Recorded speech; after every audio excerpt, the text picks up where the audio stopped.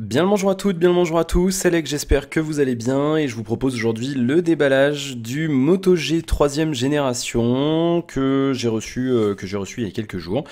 C'est Motorola qui me le prête, donc un gros merci à eux et à leur service presse, ils sont super géniaux, dans le sens où ça va très vite. Voilà, on a fait une demande et c'est répondu très rapidement et ça change de certaines boîtes, donc merci à eux. On va faire le déballage aujourd'hui, je vais le tester pendant quelques jours et je reviendrai vers vous avec la critique bien entendu, comme d'habitude, avec tous les points que j'aborde habituellement dans mes critiques. Avant de faire le déballage, je vous parle un petit peu du terminal lui-même. C'est un terminal qui se veut placé sur le milieu de gamme. Chez Motorola, on a trois gammes. On a les E, c'est l'entrée de gamme. Le G, c'est le milieu de gamme. Et la gamme X, c'est le haut de gamme. On y reviendra sans doute dans quelques semaines avec l'arrivée des nouveaux Moto X, le Moto X Play et le Moto X Style. Le Moto G donc qui a été annoncé par Motorola il y a 2 semaines quand je tourne cette vidéo. On est le 13 août et il est sorti le 29 juillet. Il a été annoncé le 28 ou le 29. Il est sorti le lendemain ou le jour même, je sais plus exactement. À 24 heures près, voilà, vous m'en voudrez pas si je me trompe. C'est un terminal milieu de gamme avec des specs intéressantes. On va y revenir dans un instant. Je vais parler du prix et des différentes possibilités de l'obtenir juste avant.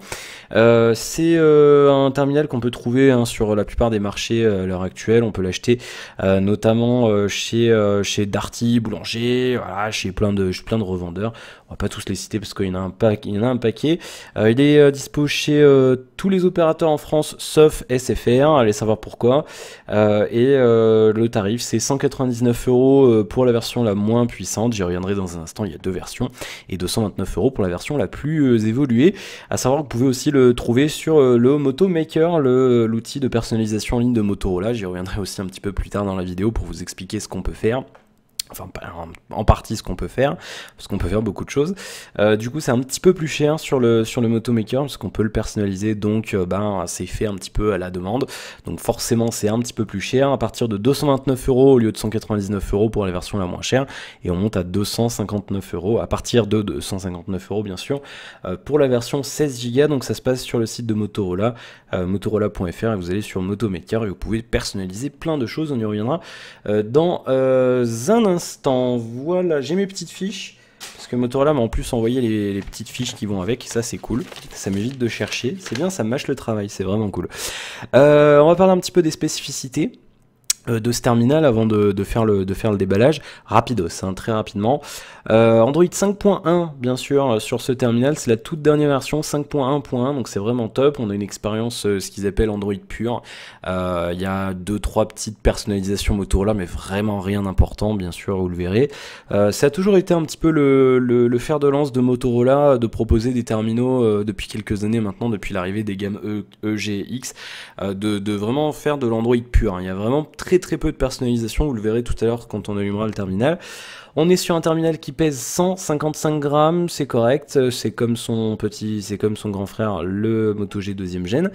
Un écran, alors ils nous le mettent en centimètres, donc ça doit être du 5 pouces, si je ne m'abuse, 12,7 cm, 720p, donc HD, ça fait du 294 points par pouce, et c'est protégé par Corning Gorilla Glass 3, c'est pas le dernier n'est pas encore d'ailleurs disponible je crois sur le commerce. On a le dernier Snapdragon Qualcomm 410, 1,4 GHz, c'est un quad-core, puce graphique Adreno 306 à 400 MHz. Sur le 2ème gène, on était sur le plus petit, hein, le 400, Snapdragon 400, et sur l'Adreno 305. Donc voilà, on a une petite évolution. La 4G est disponible sur tous les modèles de Moto G 3ème gène, on est sur de la catégorie 4, donc 150 mégas descendant, 50 mégas montant. Ça marche bien sûr sur toutes les bandes de fréquences françaises, évidemment. On a possibilité donc d'avoir une micro SD 32 Go et les options de stockage, vous avez 8 Go de stockage et 1 Go de RAM. Il y a une version 16 Go de stockage, 1 Go de RAM qui apparemment se trouve pas vraiment beaucoup en France, et vous avez la version 16 Go de stockage, 2 Go de RAM, la plus évoluée, donc la plus chère, et c'est celle que je vais tester pour vous.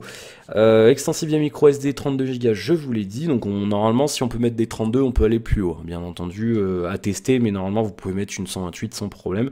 À l'intérieur, 13 mégapixels d'appareil photo, c'était un petit peu le point noir des anciens Moto G, on va voir si ça s'est amélioré Avec ce terminal-là, apparemment oui. Caméra arrière donc avec un flash double LED, ça c'est pas mal avec, vous savez, deux couleurs qui permettent d'équilibrer un petit peu les blancs pour que ça soit un petit peu plus naturel. La caméra avancée du 5 mégapixels, on était sur du 2 avant et on était sur du 8 avant à l'arrière du Moto G deuxième gène.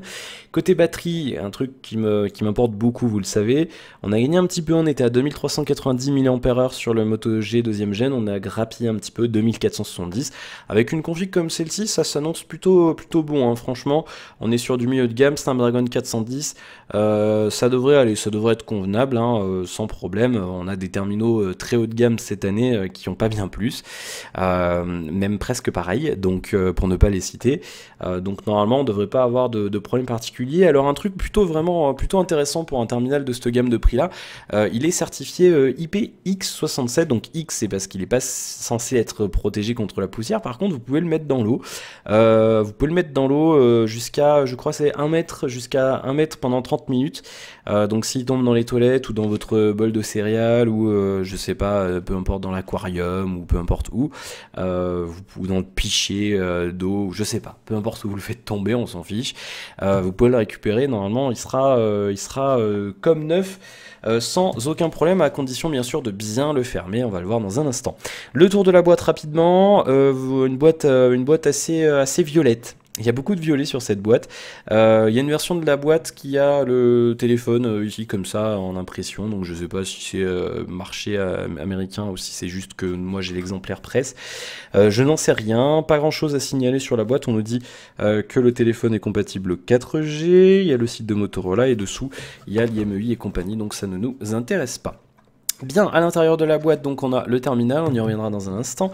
On a une petite plaquette avec des inscriptions ici qui nous disent comment retirer la coque arrière et puis comment la remettre. Et puis on nous dit attention, attention, si vous voulez que le téléphone soit bien étanche, il faut bien vérifier que la coque soit bien enclenchée, ce qui est tout à fait logique. Voilà. Dessous, on a un packaging assez simpliste, hein. On est sur un terminal milieu de gamme, donc il ne faut pas s'attendre non plus à quelque chose de très complet. Il y a ce qu'il faut, il y a rien de plus, rien de moins. On a bien entendu un guide de démarrage rapide qui est pas si mauvais que ça, hein. Je l'ai ouvert bien sûr parce que c'était pas scellé, puisque c'est l'exemplaire de presse, qui est assez intéressant. On nous explique rapidement comment ça marche, les toutes bases d'Android. On nous dit comment fonctionnent certaines applications, notamment Maps, les photos, les vidéos. On nous dit comment fonctionnent les emails, etc.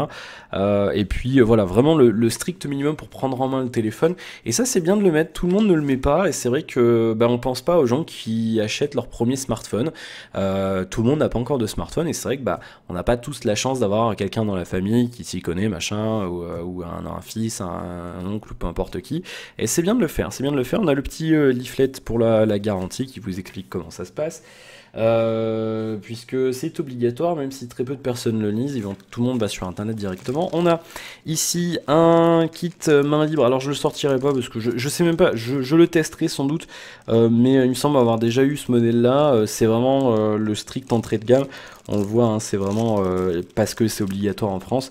Vous voyez que c'est vraiment pas quelque chose de quali. Voilà, c'est un kit main libre qui fera l'affaire pour téléphoner, pour dépanner. Et on a ici le chargeur secteur qui est là avec... alors c'est un chargeur secteur international avec, à mon avis, ils ont collé l'adaptateur français. Ça fait un drôle d'effet, vous le voyez, ça fait un peu, on a greffé le truc français par-dessus. Un chargeur secteur, un vrai chargeur secteur, et ça moi j'aime beaucoup, avec l'adaptateur USB ici, qui est là, voilà, avec le même design que sur d'autres terminaux Motorola, un petit peu incurvé comme ça. Alors on n'a pas de câble micro USB, c'est un bien pour un mal, il faudra en acheter un si vous en avez besoin. Maintenant, j'aimerais bien que tout le monde inclue un vrai chargeur. On avait avant, jusqu'à peut-être 2010, toujours un vrai chargeur entier et pas un bloc dans lequel on branchait un câble USB. Alors certes, c'est écologie tout ça, mais moi j'aimais bien. Voilà, tout simplement, c'est un truc que j'aimais beaucoup. Je vais mettre juste mes papiers sur le côté parce que ça m'embête. Voilà, et comme ça je serai plus à l'aise. Alors, le terminal en lui-même, c'est un terminal donc assez sympa en termes de prise en main. On va faire le tour du propriétaire. On va d'abord enlever le petit blister, le petit protecteur d'écran, si j'y arrive. C'est toujours super bien collé ces trucs. Voilà, écoutez-moi, j'adore ce bruit. Ah, c'est vraiment le bruit de la joie quand on a un nouveau téléphone quand même, hein. On adore tous ce bruit. Alors, le terminal, il est là. On va faire rapidement le tour du propriétaire. On a notre caméra avant. Il n'y a pas de LED sur ce terminal. C'est un petit point noir, un petit reproche que je pourrais faire à Motorola. C'est de pas avoir mis de LED. Bon, après, il y a les notifications qui s'affichent avec l'écran noir. Bon, c'est vrai que les LED, c'est pas mal. Moi, j'aime beaucoup les LED. Donc, bon. On verra si ça gêne l'utilisation ou pas. On a notre haut-parleur en haut ici, on a notre haut-parleur en bas, vérifier si le son est stéréo ou pas, je ne sais pas, je veux pas m'avancer, donc je vérifierai moi-même. Contrairement à certains anciens téléphones de chez Motorola, ils sortent pas, hein, c'est un petit creux comme ça, qui peut éventuellement prendre la poussière. Je vous le dirai si en quelques jours ça prend la poussière ou pas, bien entendu. Pas grand chose d'autre à signaler. On a une belle face avant avec l'écran proéminent. Sur le côté gauche, on a que dalle. On voit la surface. C'est du plastique, hein. Il n'y a pas de métal. C'est du plastique, mais c'est un plastique bien quali, hein. On n'est pas sur du plastique de merde. Donc c'est pas mal. À droite, on a notre bouton Power qui est juste ici et le bouton volume moins, volume plus. Voilà, qui sont assez sympas. Assez dur à enclencher quand même. Ils ont quand même une certaine résistance. Ce qui est un bien pour un mal, parce que d'un côté, on les enclenche pas pour rien. C'est vrai qu'il y a certains terminaux où ils n'ont pas une résistance de fou, et c'est vrai que c'est un petit peu dommage. On a le bouton Power ici. Alors, un petit truc, je vais vous le montrer, si je peux. Voilà, viens ici. Voilà, il est strié, il a une petite texture ici, vous le voyez, contrairement au bouton volume plus, volume moins, ce qui fait que du coup, on peut le trouver rapidement quand on tient le téléphone. Ah non, c'est pas le bon, ah il est là, ah c'est strié, très bien. Chose que j'aime beaucoup. Alors ici on a sur le dessus on a notre prise jack 3.5, donc du mini jack traditionnel, à l'emplacement traditionnel chez Motorola maintenant depuis quelques temps, notamment sur le Nexus 6 et les Moto X et compagnie. Le deuxième microphone pour l'annulation du bruit. Vous voyez que c'est un plastique assez quali, hein, c'est pas mal, on n'est pas sur un truc tout bidon, c'est assez sympa et la texture est vraiment, ça inspire confiance, on sent qu'on n'est pas sur un produit de daube, donc c'est pas mal, un produit de daube, ça ne veut rien dire. Dessous, on a notre port micro USB, bien sûr, le petit truc pour vous éclater les ongles à ouvrir la coque. Non, c'est facile, je l'ai déjà fait, c'est assez facile, donc c'est convenable. Et puis l'arrière du terminal, ici, avec ce petit dos strié qui risque de vous faire mal aux yeux. Attention si vous êtes épileptique. En plus, ça scintille un petit peu avec la caméra. C'est un dos strié qui prend pas tellement les traces de doigts et les petites rayures, tiens, ici. Et c'est plutôt pas mal. C'est plutôt pas mal. La prise en main est vraiment sympa et surtout, ça glisse pas. Vous voyez, il glisse pas dans les mains et ça, c'est pas mal. Moi, j'aime beaucoup. Surtout l'été, on a un peu les mains un peu moites, etc. Donc, vous voyez ce petit dos strié avec le petit effet. Voilà, pour embêter les gens quand vous êtes sur Skype. Ouais, j'aime bien le faire. On a notre appareil photo 13 mégapixels ici, le double flash LED ici. Vous voyez qu'on a deux couleurs de LED différentes. Et puis la petite touche Motorola ici, la petite touche métallique Motorola, comme c'est le cas sur différents terminaux cette année aussi. Donc avec la petite patte comme ça, avec le logo Motorola ici, qui permet de poser son doigt. Voilà, parce qu'il y a un petit creux et c'est plutôt sympa. Voilà, on va l'ouvrir rapidement.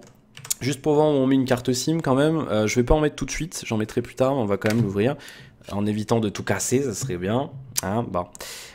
Donc on met notre doigt ici, et puis ensuite c'est comme d'habitude, hein, hop, il faut avoir des ongles, bien sûr moi j'en ai pas, je fais partie de ces gens qui rongent leurs ongles. Ouais, vous avez vu, hein, ça s'enlève facilement. C'est pas un plastique de mauvaise qualité, c'est quand même assez rigide. Vous voyez qu'il faut quand même appliquer une certaine force pour la plier, donc c'est pas mauvais.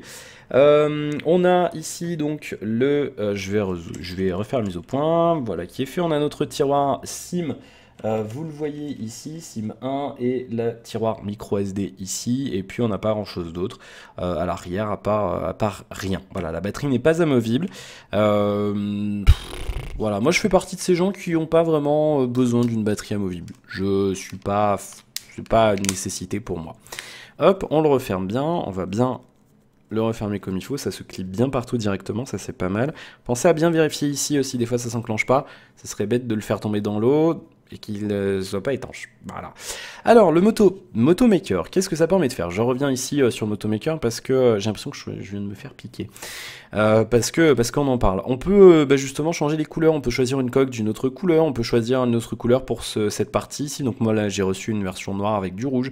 On peut choisir la contour, on peut choisir la face avant, blanc ou noir, etc. On peut faire graver un message sur le téléphone, on peut choisir une coque supplémentaire, etc., etc. Il y a plein de combinaisons disponibles. Vous irez voir sur le Moto Maker. Je ne sais pas si je peux vous le montrer rapidement. Si, très rapidement sur l'image que j'ai reçue. On le voit ici, on peut changer. Hein, il y a différentes combinaisons de couleurs possibles. On a des couleurs acidulées, des couleurs un petit peu plus classiques. Et au final, c'est vrai qu'on peut vraiment l'adapter un petit peu à notre usage. Alors je vais le démarrer pendant que je continue de papoter. On peut vraiment le personnaliser vraiment à notre image. Et c'est vrai que c'est plutôt pas mal. Moi, c'est un truc qui me plaît beaucoup. Et c'est vrai que j'aimerais bien voir d'autres constructeurs le faire. C'est quelque chose que j'aime bien. Voilà, je le dis, c'est quelque chose qui me plaît assez et franchement, ouais, j'aimerais bien voir d'autres constructeurs faire ce genre de choses. Alors j'essaie de régler la mise au point. Voilà, Android démarre, on est parti. Bonjour. Allez, on va faire la mise en route très rapidement. Voilà, français, France, ça m'ira très bien. On est parti. Je vais me connecter tout à l'heure au réseau Wi-Fi. Ignorer. Votre confidentialité, j'ai aucun problème avec ça. Non. Bon, on réglera l'heure tout à l'heure aussi. Je m'appelle Alex. Alors, on est sur... Bon, c'est en QWERTY, dis donc. Aïe, aïe, aïe, c'est en QWERTY. Je vais le taper hors caméra, comme ça ira plus vite. Voilà, hop, très bien. Les verrouillages d'écran maintenant. Non, on le fera tout à l'heure. Les fonctions de protection, blablabla. Ce téléphone, aidez-nous à améliorer votre expérience Android. Pas besoin, tout le monde le fait déjà. Hop, et je ferai peut-être une migration plus tard de mes données. Hop, bienvenue, fond d'écran widget, je sais comment ça marche. Et voilà, on est sur l'écran d'accueil de notre Moto G. Alors je vais monter un petit peu la luminosité, comme ça on y verra un petit peu mieux. Android très proche du stock, hein, on a vraiment tout ce qu'il faut. On est vraiment sur, c'est du Android 5 sans grande surcouche, hein, il n'y a vraiment pas de surprise particulière, on n'y voit pas grand chose, je m'en excuse. Pas de surprise particulière, on va voir un petit peu ce qu'on a, vérifier le cache arrière. Oui, alors il est vérifié. Ça va, aucun problème. Pour à faire à chaque fois que vous fixez le cache arrière. C'est bien de le rappeler, ça serait bête de casser son téléphone, sachant qu'il est étanche. Bien, donc on est sur Android 5, hein, vraiment, pas vraiment de modifications particuliires. On va justement s'y retourner dans les paramètres. Voilà, on a du Wi-Fi, du Bluetooth, la consommation de données, blablabla, réseau mobile. Pas de NFC sur ce terminal, on est sur du milieu de gamme, donc ça me gêne pas plus que ça. On fera la personnalisation, ça je vous en parlerai dans la critique, il y a la personnalisation enfin la surcouche un petit peu Motorola. Blablabla, leur fait pivoter l'appareil. Caster l'écran, son notification, le stockage qui nous intéresse quand on reçoit le téléphone. Sur la version 16 Go, il vous restera donc 11 Go 0,9 à l'allumage, au premier allumage. Ce qui est intéressant quand même. Vous pouvez mettre bien sûr une micro SD sans problème à l'intérieur. Batterie, les applications. Est-ce qu'on a des applications un petit peu pénibles qu'on voudrait enlever? Normalement non, normalement il n'y a rien de gênant. On est sur du Android pur. Motorola, c'est pas le genre à rajouter des cochonneries sur son téléphone. Non, normalement il n'y a rien de gênant. On a tous les logiciels Motorola que vous pourrez virer, je pense, sans problème, même si je pense que c'est pas recommandé. Street View, et puis on a tout. Voilà, alors, pas de cochonnerie sur ce téléphone, c'est très bien.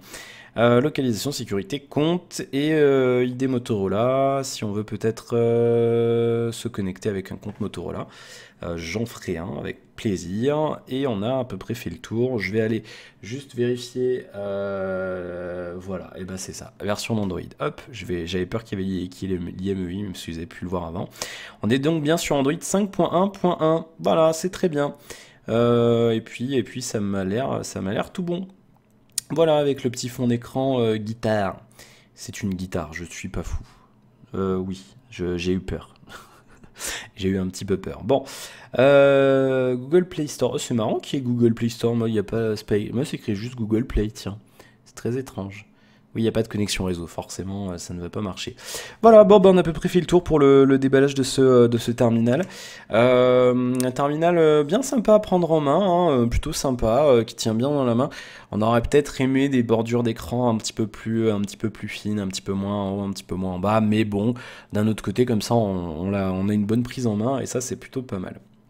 Voilà, l'écran est pas dégueu, hein. Première impression sur l'écran, on a un écran plutôt sympa, avec des angles de vision un peu moyens, c'est vrai, mais bon, après à ce prix-là, on est sur du milieu de gamme. On est sur du milieu de gamme, on essaiera quand même de comparer avec d'autres téléphones dans cette tranche de prix-là. Est-ce qu'il faut pas aller mieux voir ailleurs? On n'en sait rien. Pour l'instant, on en saura un petit peu plus après que je l'ai testé, et c'est ce que je tenterai de d'élucider dans la critique qui arrivera 1 à 2 semaines après que vous ayez reçu cette vidéo. Voilà, bah écoutez, merci à vous d'avoir suivi cette vidéo, j'espère que ça vous aura plu. Si vous avez des questions, n'hésitez pas à les poser sur les commentaires. Oh, il y a un morceau de boîte qui se promène, bonjour toi. N'hésitez pas à les poser dans les commentaires, je me ferai un plaisir d'y répondre. Je vous retrouverai donc très bientôt pour la critique de ce terminal. N'hésitez pas à laisser un commentaire, donc je vous l'ai dit. Likez la vidéo si ça vous a plu. À vous abonner si ce n'est pas encore fait. Oh, ça tourne. Ah bah ça, forcément. Avec un dos un peu galé comme ça le faisait déjà d'ailleurs sur Nexus 6 si je ne m'abuse. Bon, c'est rigolo. Ça va m'amuser ça. N'hésitez pas à liker la vidéo et à vous abonner bien entendu, et puis éventuellement la partager si ça vous a plu. Voilà, je vous souhaite plein de bonnes choses et je vous retrouve très bientôt pour la suite de nos aventures et pour la critique de ce téléphone. À bientôt.